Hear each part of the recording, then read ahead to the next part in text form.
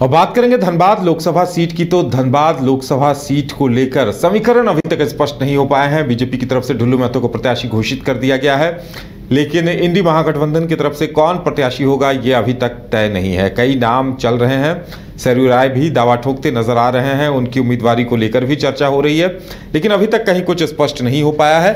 ज़्यादा जानकारी के लिए हमारे साथ हमारे सहयोगी राजकुमार धनबाद से जुड़ चुके हैं, सीधे चलेंगे उनके पास। राजकुमार, क्या कोई डेवलपमेंट हुई है क्या? क्योंकि जानकारी ये आ रही है कि अब 5 तारीख को जेएमएम विधायक दल की बैठक है, उसके बाद ही आगे कुछ स्पष्ट हो पाएगा। तो और कोई सुगबुगाहट या जानकारी आई है क्या वहां से? भाजपा ने अपने प्रत्याशी की घोषणा कर दी है और लगातार ढुल्लू महतो जो प्रत्याशी बनाए गए हैं भाजपा से, वो जनसंपर्क अभियान में जा रहे हैं और जो असंतुष्ट है उसे साधने की कोशिश कर रहे हैं। लेकिन अगर हम बात करें इंडी गठबंधन की, तो इंडी गठबंधन पूरी तरह से सुस्त दिखाई दे रहा है। ना तो जेएमएम अपने पत्ते खोल रही है, ना ही कांग्रेस अपने पत्ते खोल रही है। कई जो सीटें हैं वो अभी तक घोषणा होना बाकी है। और एक तरह से कहा जाए तो कांग्रेस ने पहले ही चरण के मतदान के लिए अभी तक उम्मीदवारों की घोषणा नहीं की है, तो यहाँ तो 5वें चरण में मतदान होना है, तो यहाँ पर इंतजार और अधिक करना होगा। और बताया जा रहा है कि 6 तारीख को कांग्रेस की एक उच्च स्तरीय बैठक होनी है दिल्ली में। वहीं पर उम्मीदवारों का चयन जो है उस पर जो है अंतिम मुहर लगेगी और जो भी प्रत्याशी मैदान में उतारने का है उसे अंतिम रूप दिया जाएगा। और अगर हम बात करें धनबाद से कांग्रेस के उम्मीदवारों की, तो आज 2-3 दिन पहले जिस तरह से सरयू राय ने कांग्रेस से समर्थन मांगा था और कहा था कि जेएमएम ने तो उसमें हामी भर दी, लेकिन कांग्रेस की तरफ से यह बयान आया था कि कांग्रेस के पास अपनी जो तैयारी है वो पुख्ता है, सरयू राय कांग्रेस की चिंता ना करे, कांग्रेस स्वयं चुनाव लड़ने में धनबाद सीट पर सक्षम है। तो ऐसे में सरयू राय को किसी तरह से समर्थन देने की जो बातें आ रही थी वो कांग्रेस की तरफ से अब छिन्न हो गई है।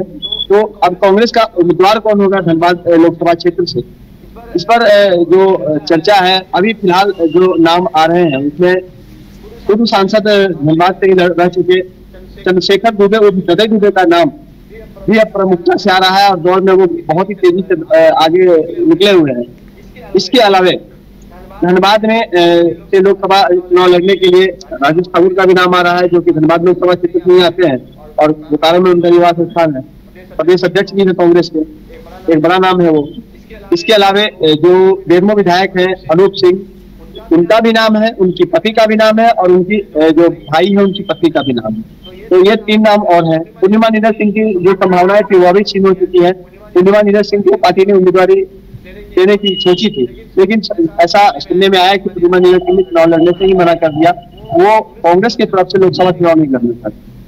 इसके अलावा जो कुछ नाम है जिसमें कि क्षमा करेंगे अजय दुबे का नाम आ रहा था, वो भी चुनाव लड़ चुके हैं। और एक स्वर्ण समुदाय से अगर देखें तो एक और नाम है जो कि अशोक सिंह का है। और कांग्रेस में इस बात की मंथन जारी है कि कौन व्यक्ति पार्टी के लिए हमेशा खड़ा रहा है। तो ऐसे में कई नाम है, लेकिन जो अशोक सिंह का नाम है वह भी कहीं ना कहीं एक बहुत दूर तक नाम आ रहा है, क्योंकि वो स्वर्ण समुदाय से है और भाजपा ने यहाँ पर पिछड़ा वर्ग को टिकट दिया है। तो ऐसे में स्वर्ण समुदाय को अगर टिकट दिया जाता है तो दिलचस्प मुकाबला जो है वह देखने को मिलेगा। इसके अलावा जलेश्वर महतो, जो कि चिर परिचित प्रतिद्वंदी है ढुल्लू महतो के, पूर्व मंत्री भी वो रह चुके हैं और जदयू में रहते हुए वो बिहार सरकार में मंत्री हुआ करते थे। तो जलेश्वर महतो का जो नाम है बड़ा नाम है और ढुल्लू महतो को सबसे अधिक टक्कर देने में अगर कोई सक्षम है तो माना जा सकता है कि स्थानीय भी है, पिछड़ा वर्ग से भी आते हैं और पिछली दफा ही ढुल्लू महतो से वो मामूली अंतर से हारे थे। और एक जो हालांकि दोनों का ही विधानसभा क्षेत्र ये नहीं, दोनों ही जो है वो धनबाद लोकसभा क्षेत्र से नहीं आते हैं, लेकिन जब चुनाव लड़ेंगे तो कांग्रेस के लिए एक बड़ा चेहरा साबित हो सकते हैं। इसके अलावा और भी कई नाम है जिस पर चर्चा हो सकती है।